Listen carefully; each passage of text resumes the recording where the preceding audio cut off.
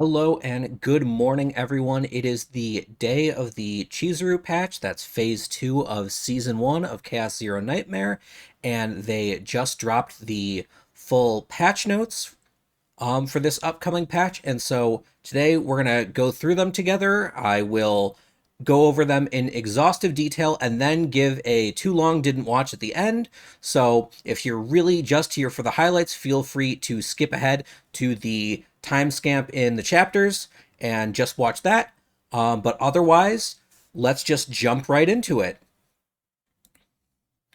So yeah, we've got the maintenance schedule, and so I am in Central Time in the US. So this means that maintenance starts at like 7 p.m. for me and then ends at midnight, which means since I have work tomorrow, I'm probably unfortunately not going to be able to play any of the new patch tonight, but oh well. Um, it is what it is. The game will still be there for me tomorrow morning. And yep, we've got the Great Rift Suppressed Servant, the Chizuru, and Itsuku right up. This new like messenger system. Some more notes about some of the additions that they're adding. And these are not the actual patch notes. Let me go actually open up the real patch notes. It should be in updates. There we go. Yeah, there's the real patch notes. Sorry about that. So yeah. Yeah, you need to do the first chapter in order to actually have access to the new chapter. And so the first thing we've got is the Great Rift. This is the like raid boss thing. And so yeah, you can build your own ultimate deck. It has to use Forbidden Catalyst season save data or basic save data, but no one's using basic save data. That's not like any save data. That's like the 1500. You have all of your Epiphany cards, but no gear and no upgrades or anything, default save data. So yeah, so there's two halves. Um First half is yeah, looks like goes until phase 3, and then second half is for phase 3. So yeah, form two teams, battle an unkillable boss. Rankings are determined by total damage dealt, so we're going to have a certain number of turns to do as much damage as we can. So that means that unlike necessarily something like um Hyperspace Basin where you're just trying to go as fast as possible, depending on just how many turns they give you, a composition that actually has ramp up time could be useful here. It's all going to depend on the exact numbers. There is a 5 here, and there's also a 10 here, making me think that it's going to be either 5 or 10 turns. I really hope it's 10 turns. 10 turns seems like it can really give some of those slower ramping comps a better chance to shine, but I think that might actually be 10 turns total, 5 per team, because you do get two teams in this. We're going to have to see about that. And yeah, so there is a ranking system, and the ranking system is so it displays up to 1,000, but the actual rankings are percentage based. So it's the top 1%, 3%, 10, 30, 50, and then the rest of them. And so I saw a little bit about what the rewards are from like a different image earlier. I don't think it's in the patch notes here, or else it would have been there sooner. But so from what I saw, the ranking determines how many like memory fragment crafting materials you get and how many of the shop currency you get for just like the standard supply shop. So crafting material, it's not technically farming or farmable, but it's not something that we've really been lacking. If you just want to spend stamina farming fragments, there's plenty of it available in like the supply shop and other places. I haven't needed to really, worry so much about memory fragment crafting materials, so not getting, the extra 20 that first place gets, not a big deal. And same thing with the supply store currency. That's completely farmable. You can just keep doing lab zero runs and get as much of that as you want. So again, Not a big deal, really. You get the cool icon on your profile. We'll see if they have that actually on your profile, because right now there isn't really much profile customization. Hopefully we get some of that soon, and you can show off if you've got, your big damage giant swingy team, that you can show off how cool you are in your mobile game here. um but yeah, that's what this is. I think it's really, really cool that we have this different kind of system, so very happy about that. Then we've got the second supply store open, and so we do have the confirmation that these supply stores are going to be open throughout the duration of the season. So first supply store, if you haven't gotten all the rewards, is still going to be open. You can still farm the pure white fragments and buy things from the old store as you need them. But in this one, we've got the Omega code, which is the thing that lets you get your free dupe. Yeah, it's once per account, and it costs 6,000, which is pretty achievable. That's cheaper than getting the 5 rescue anchors. So I'd say that's not bad pricing at all. That's not going to feel like, oh my god, I have to slog and work my butt off just to get this. I think this is achievable, like just in like week 1 with the chaos stuff. So yeah, that part's really good. And then a lot of this is the same rewards that were in Supply Shop 1, except instead of having Striker stuff and Order stuff for Yuki, we've got Psionic stuff and Void stuff for Chizuru. No surprise there. Then we've got the actual zero or laboratory zero improvements. So we've got new choices in the dimensional tunnel. Let's see. We've just got some added UI shortcuts that are easy.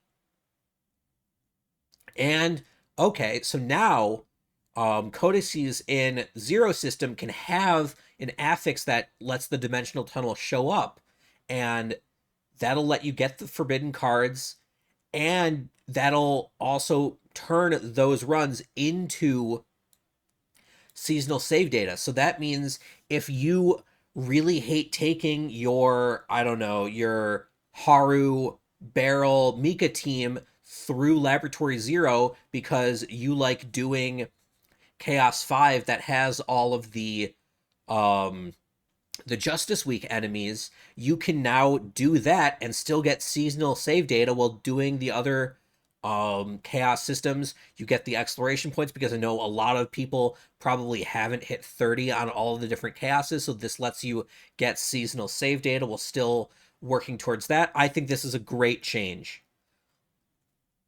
And now we've got a new unidentified area demise gate added to Lab 0. We'll see what that's about, I suppose, later. Location of dimensional tunnel is now displayed at all times. This is really, really nice, because the dimensional tunnel was the big thing. The forbidden cards were the big thing. And so getting a map where there wasn't an obvious dimensional tunnel with 2 event areas in a row really kind of sucked, because you kind of just had to leave it to chance. And so now that is no longer the case. We no longer have this not very good fate, clogging up the potential pool that you can draw from. All good stuff. We've got the Unigram Messenger launch, which looks like we've got like some amount of limited conversations that we can do with our agents.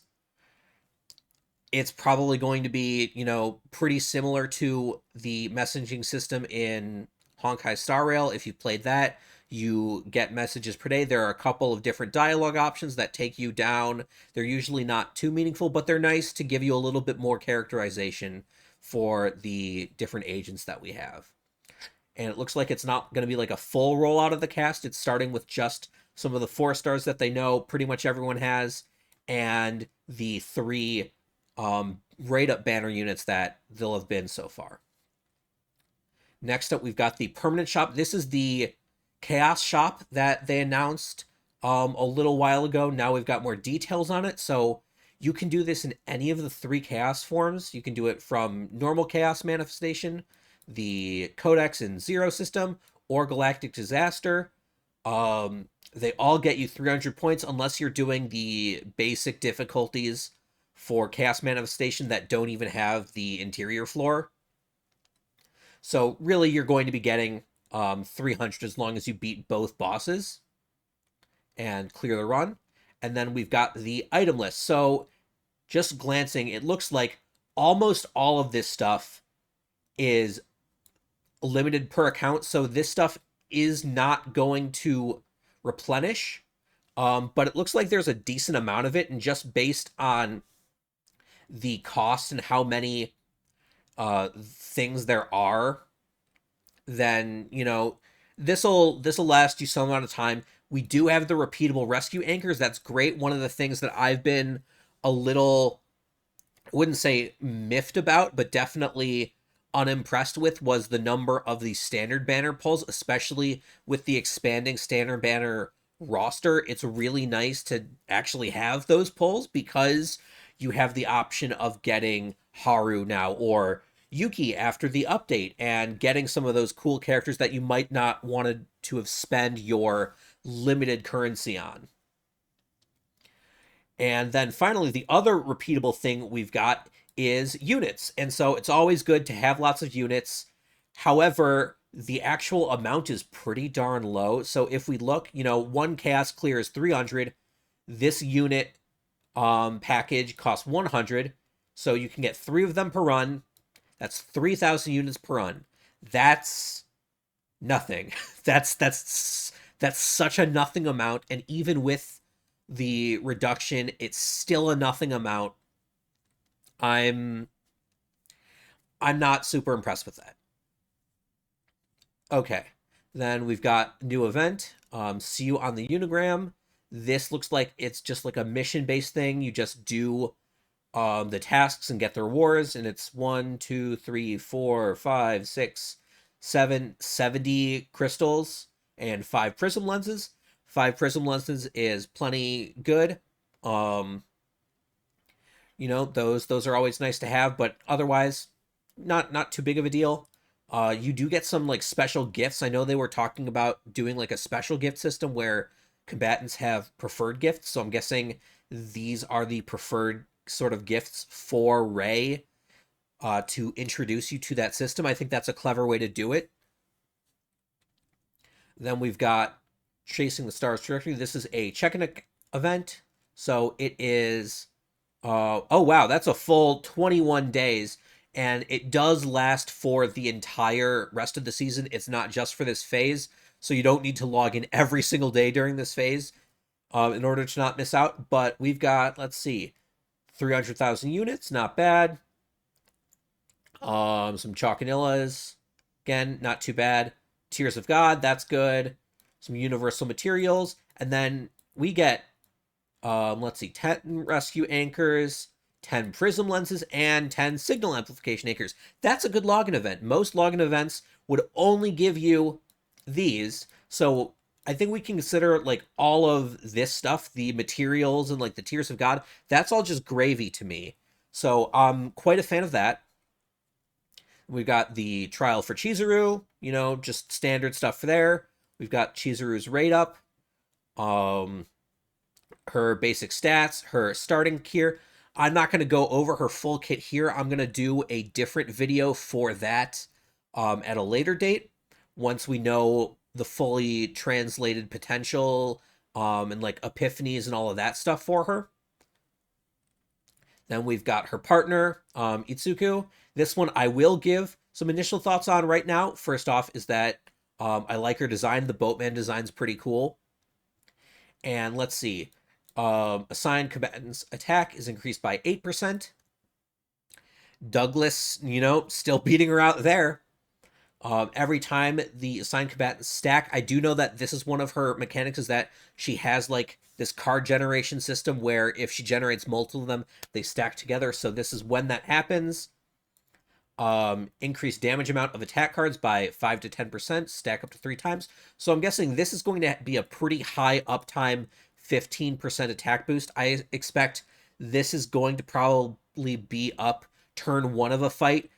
If not, maybe turn 2, but probably even turn 1 for a lot of teams. So you can consider this just like a 15% damage boost altogether, which that's good. Every time one attack card is used that deals 3 hits. I'm guessing she has a lot of multi-hit cards. Inflicts 30 fixed damage. The fixed damage part is kind of interesting to me. It's not affected by buffs, so you can essentially read this as saying, um, just add like a 30, percent multiplier to all of the cards that deal like 3 hits, or I guess 10% if you want to like distribute it. But it is a separate instance of damage, I guess. And then the actual ego skill is 200 damage to all enemies. That's a better Douglas. So, no complaints there. And then Fierce Winds 1. Plus 50% damage amount to attack cards of the assigned combatant for 1 turn. That's good. Plus 50% is a lot bigger of a boost than other characters would get, coupled with a big AoE damage nuke. I think this is a pretty darn good ego skill. This is a pretty darn good passive effect. So I'd say Itsuku seems like a pretty strong partner, relative to like Westmacott, who frankly was not as good for Yuki as many people would have wanted her to be. We've got affinity system improvements. So yeah, favorite gift system will be added, 15 new gifts. Each combatant has 4 types of favorite gifts. You can check them. New data will be added, allowing you to view the favorite gifts. So yeah, seems like a fairly, simple system, pretty self-explanatory. Pop-up window will be improved for better convenience. You can select the selected quantity will increase. Okay, so you can give out multiple gifts at once and hold to display info. Symbols and numerical values will now be displayed, allowing you to see clearly the affinity EXP gained from psychotherapy policies and send gifts. Okay, it was already not too hard to see that. Like, you just had to look there. I guess the pop-up didn't last for, like, too long, but it was visible before. They're just making it more visible now. Gift system related to excursions. Additional gifts obtainable will be further categorized by areas. Okay, so you can target areas to get different kinds of gifts. That's neat. Then policies will grant gifts as well. This is a big thing, but not as big as some other people might say. So let's preface this by saying the reduction of the units required to level up combatants and partners is good. That is a good thing. Here's the rub, though. To fully level out a combatant with all of their potentials and everything cost previously like 4.1 million units and then another 700k for the partner. So let's call it 4.8 million all in. Only about like 1.2 or like 1. I think I forgot the exact number. I'm just gonna like be like conservative and say like 1.5, maybe 2 million of that was from actually leveling up your combatant and partner. So it's going from 4.8 to 2.8. That's a reduction of closer to like 40% rather than like 80% of like the total material investment you need. And that's not factoring in memory fragments and the fact that each memory fragment is going to be 110k to level it up from 0 to +5. And if you end up getting bad level ups and need to trash it, that is money down the drain. So all in, still with the memory fragments is going to be 3.4 million, 3.5 million plus any extra you spend on dud memory fragments. So again, it's good. It helps alleviate the situation by a lot, especially just the drag of having people at like that awkward 57, like 58 level where it feels like you should be able to just check that box off, but you can't. That part of just like the mental health game is good, but I want to see more. I still want to see more because I feel like this is not going to be enough to solve the problem.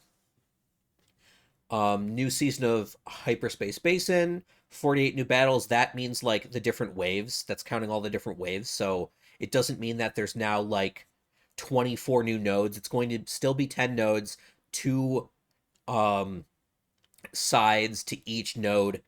And then some of them will have three, some of them will have two. It looked like from past seasons of this, the early nodes have three, the later nodes have two. We've got two new sets. One is plus 50 damage amount to instant cards used to targets in a ravaged state. So right now we don't really have instinct DPS that focuses on like ravage or anything like that. Kalipe has some stuff that deals tenacity damage and focuses a little bit, but not nearly enough to center her kit around. And she already wants to use the 2 cost or higher crit rate set anyway on her 4-piece. So this is not for her. So maybe this is signposting that it could be for Serenial, who we know is coming after Chizuru. And then Orb of Initiation, when hitting 2 times with an attack card, plus 10% damage amount to void cards for 1 turn. So this is something that could be used on Chizuru because she has a lot of multi-hit cards. And I'm guessing you're going to want to, use a lot of them in 1 turn probably. We'll see if this is better than just stacking the, 2/2/2. But it could be good for her. And yeah, so there's a new simulation for it. The new sets are going to be in Chaos Loot and added to crafting. Ray is finally getting a lobby. That was a conspicuous absence. So good that we're getting that. Zero system reward expansion. Matrix rewards expanded up to level 100. So more rewards for just getting orbs and doing more zero system, which now that you can get seasonal save data in zero system is going to be a lot more tempting for players to do and get those rewards sooner. Battle mission improvements, we're getting more traces of memory for the battles in Chapter 6, and they're unlocking Chapter 7. So just some more rewards there. Other improvements, policy rewards increased. Turn indicator for hyperspace basis. That'll show combined turns. Quick formation feature. That's good. Card image for quick shelling updated. I didn't know that was needed. Yeah, some more UI stuff. Yeah, buttons, voice lines. An improvement to the fate that set all monsters HP for 1 or for the divine representative, I mean.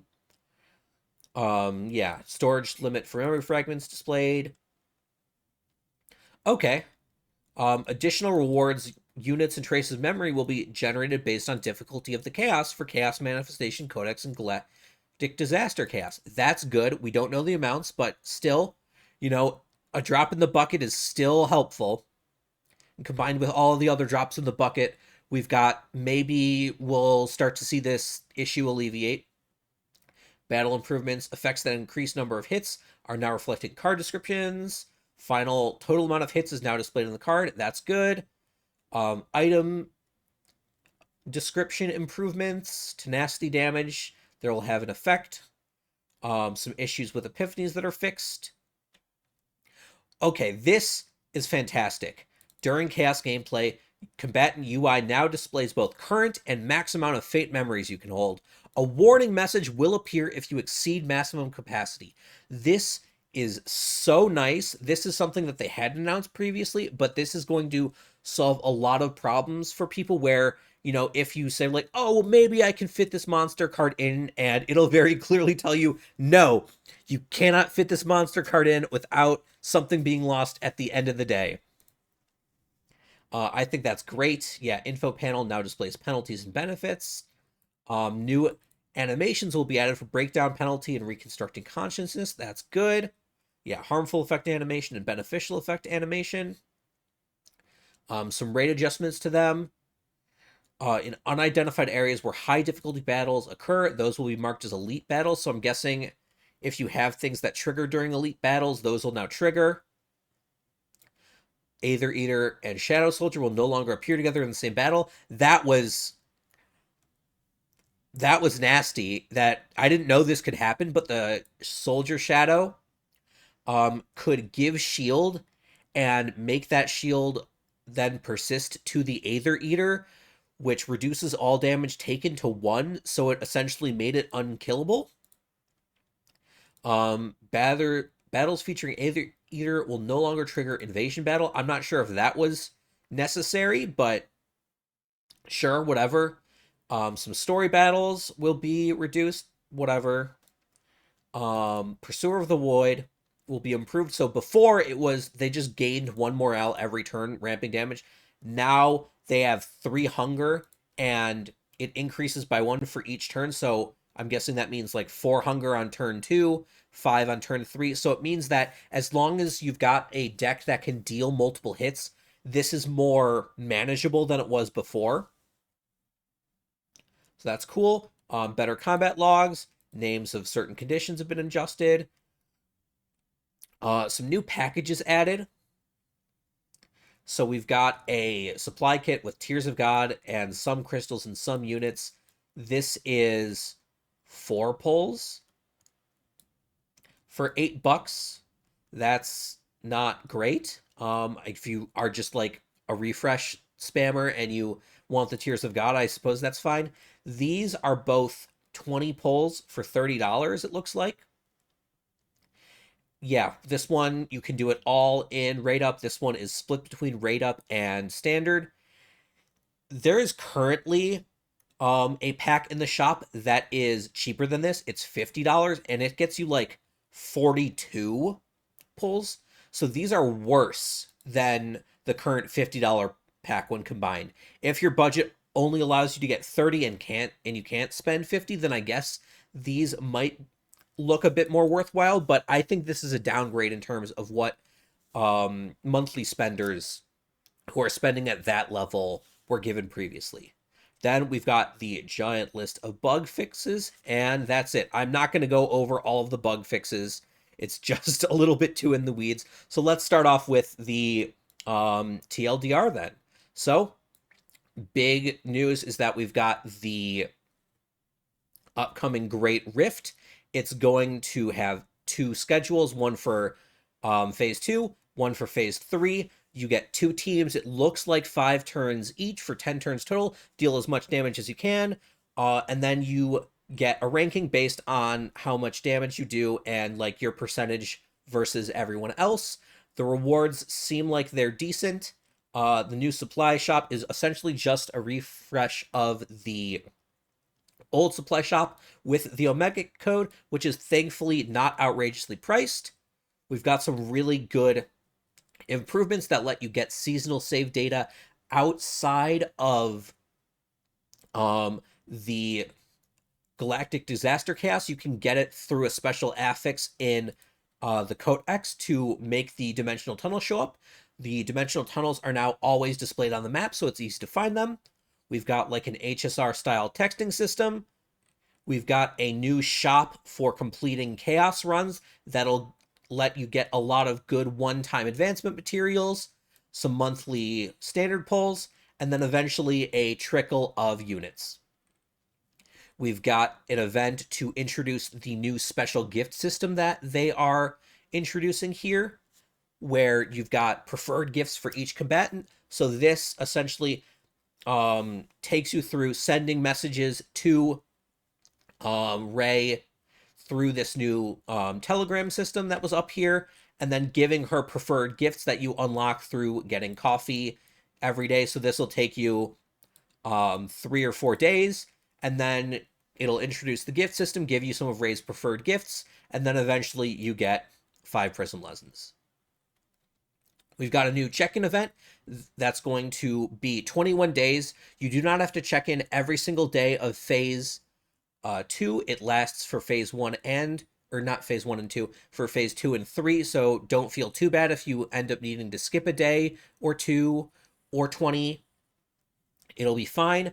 The big rewards is that we get 10 standard pulls, 10 rate up pulls, and 10 prism lens pulls. And then we get a bunch of units, some presents, Tears of God, and then upgrade materials on top of that. Good login event. We've got Chizuru, Void Psionic character. She's getting introduced, along with her partner, Itsuku, who seems like a pretty strong um, partner, obviously meant to be for Chizuru, but it feels like it's actually a meaningful improvement rather than Westmacott, who felt kind of lackluster. Then we've got, this is just improvements to the gift system. We've got some expanded stuff for battle missions.